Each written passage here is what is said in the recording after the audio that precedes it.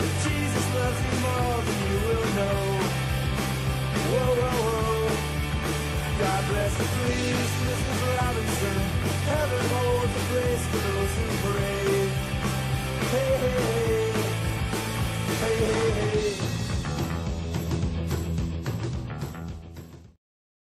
Hey, this is Mike, Seder 42 Vinyl. I'm gonna make another video. This is Lyra, for all Lyra fans out there. Senior Pomeranian, 16 years old. Pretty good dog. Anyway, there she is. All right, this video is gonna be my alternative rock or rock records as well. And this is everything that I bought in June 2024, last month basically. This month in July, I really haven't bought that many records. So this July might be the least amount of records that I bought in a month in a very long time, which I don't know that's good or bad. Probably good for my wallet for sure. First album I'm going to show, and I'm going to go on release date now. This album, they say it was recorded in 1977 or whatever, and it's a lost record. This is a band called The Diff. This is What's the Diff. The album cover is plain. The back album cover is kind of plain, but the inside is really cool. It has a whole write-up about the band, which is fantastic. And it has all kinds of material. Yeah, they have a thing on here called The Difficult Times, the official newsletter of The Diff from spring of 1980. The Diff are fantastic. They're a great power pop band.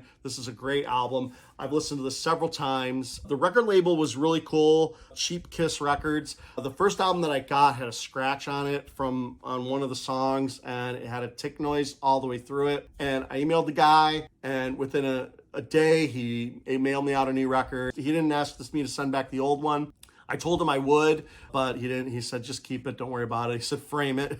So I was like, okay, whatever. But yeah, really, really great power pop. Here's the little newsletter that came with the album.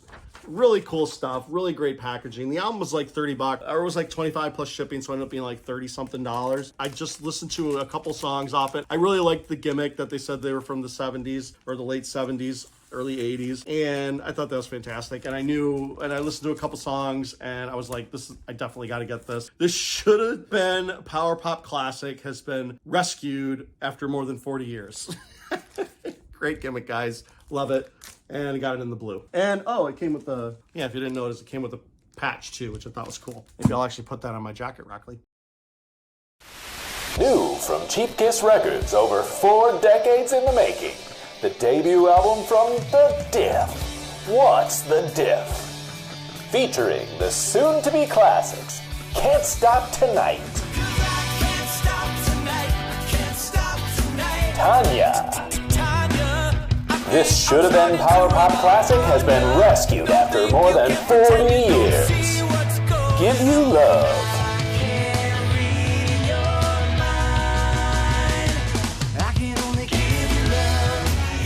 8-Bit Girls.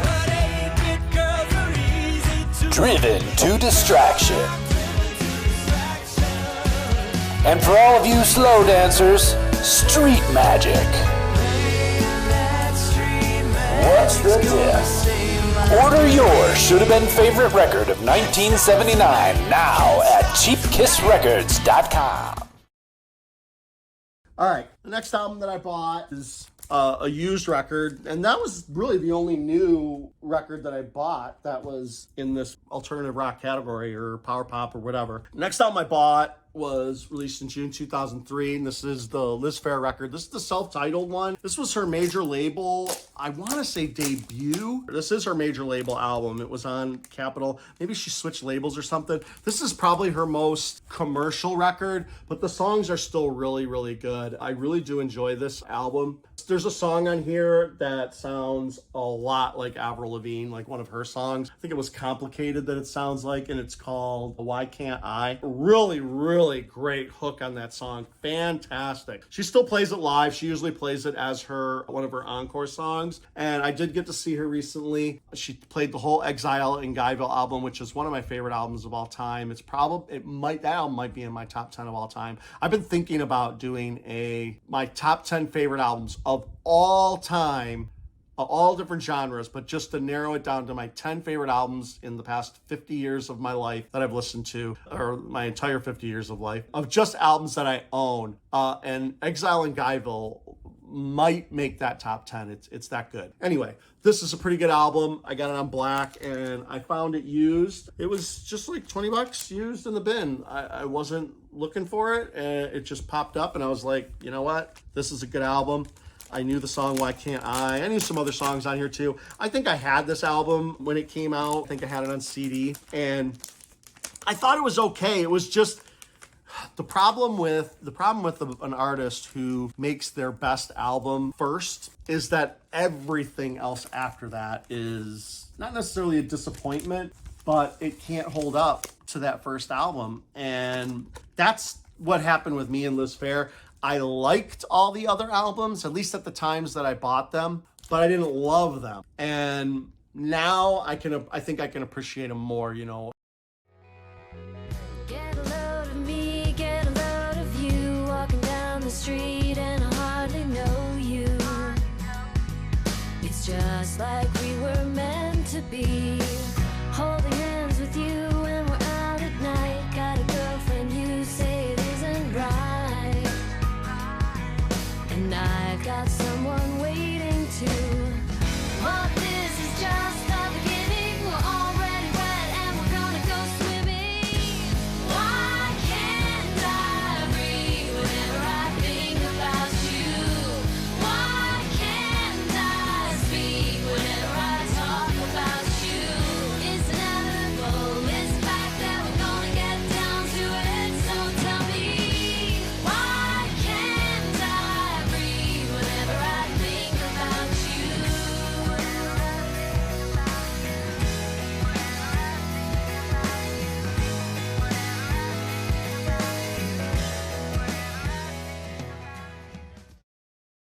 And I finally picked up, this was a hole in my collection, and I think this is a newer reissue of Sloan, One Chord to Another.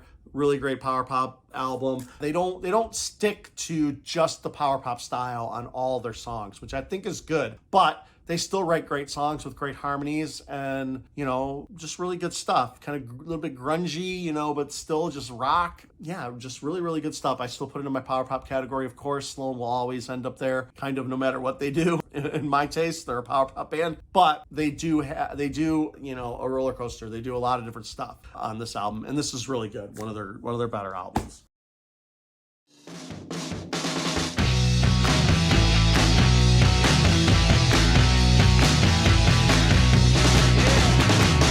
First off, here's what you do to me. You'll get rough, attack my self-esteem. It's not much, but it's the best I got. And I thought you saw the good in everyone. Ooh, the good in everyone. You see the good in everyone. You see the good in everyone.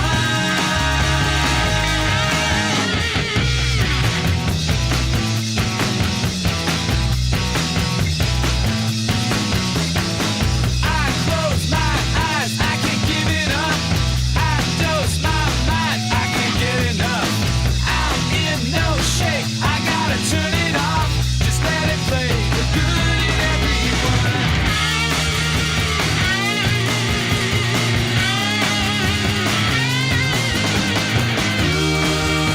Good in everyone. You see the good in everyone. You see the good in everyone. You see the good in everyone. Ooh, the good in everyone. You see the good in everyone. You see the good in everyone. You see the good in everyone. Ooh, the good in everyone. Yeah.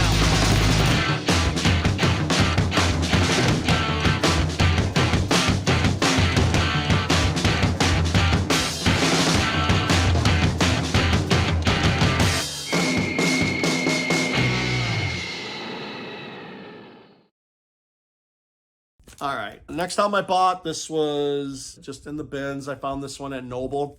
This is the Lemonheads. This is a 2009 reissue, though. It came out on the 180 gram vinyl.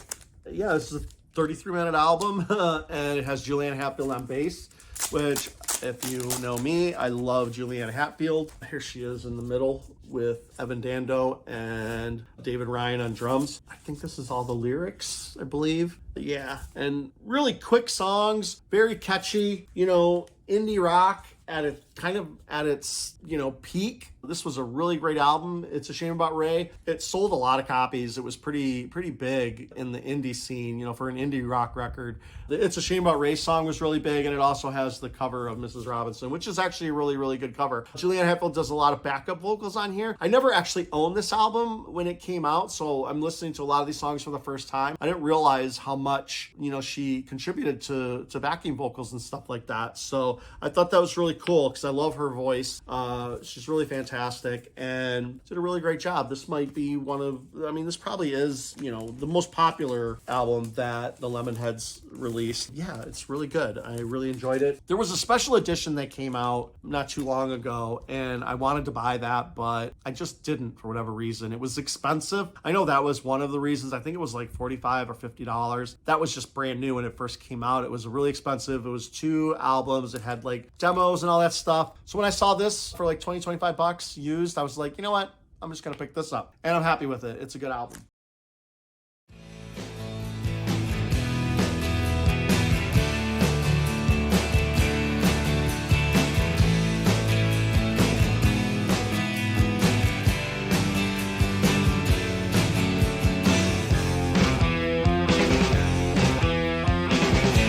I've never been too good with names.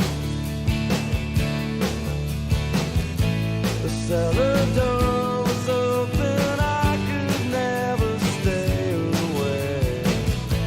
I know it's probably not my place, but Caesar or I'm hoping for a simple way to say it's a shame about rain. In the stone under the dust, his name is still engraved. Some things need to go away. It's a shame about rain.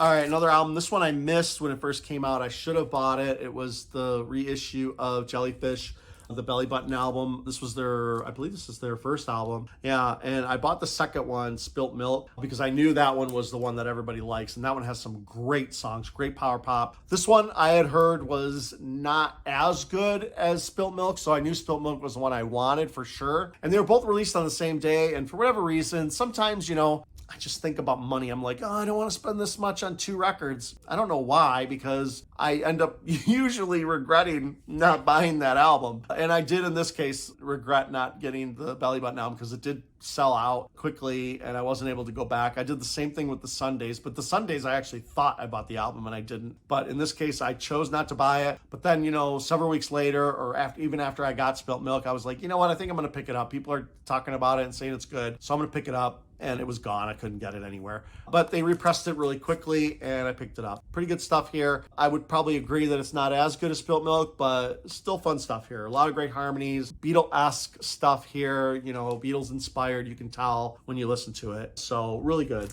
Belly Button album from Jellyfish. Though it's hard to admit it's true, I've come to depend on you.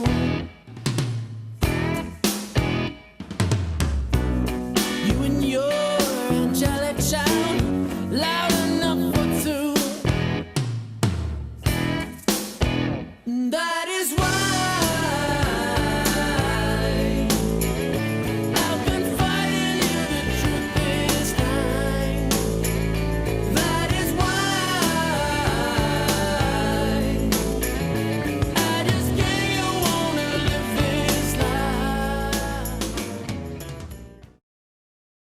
This I picked up at the same time I picked up Julianne Hatfield Bed. This album came out as well. This is Earwig from the Blake Babies. Really good stuff. Early album from that. This was when Julianne Hatfield was in college, and she had a couple friends that they got together, got a band together. She sang and played bass, I believe, on these songs, and wrote almost all the songs on the album. She wrote a lot of songs for Blake Babies, and really good stuff here. Just indie pop rap music, very simple, pretty good choruses, just great stuff. Early Julianne Hatfield. Obviously, I think Julianne Hatfield, in my opinion, her solo stuff is way up there. The first Julianne Hatfield 3 album would be 100% in my top 10 of all time. That album I love.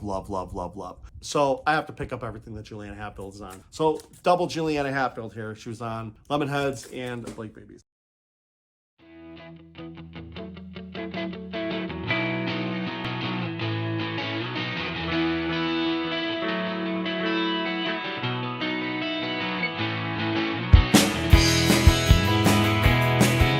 You told me all about you without ever saying a word. Every time you opened your mouth, it was my voice that I heard. At least that's what I thought. Or maybe I'm just lonely, believing every minute of every day that you're the very only. You led me on 'cause all your songs were stuck onto my heart. Why don't you finish what you start?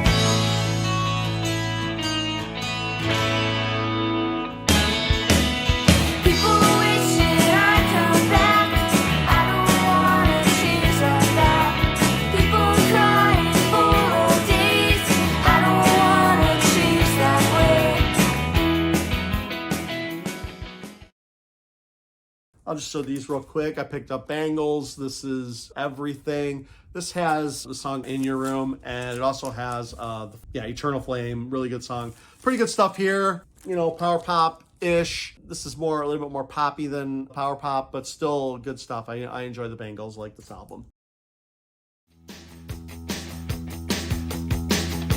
I love it in your room all day when you're gone. I like to try and all your clothes. You won't regret it if you let me stay. Teach you everything that a boy should know. I'm alive when I'm with you. Gonna make your dreams come true.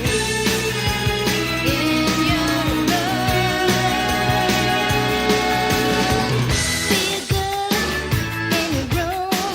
Look like the world out. Feels so good when we kiss. Nobody ever made me crazy like this.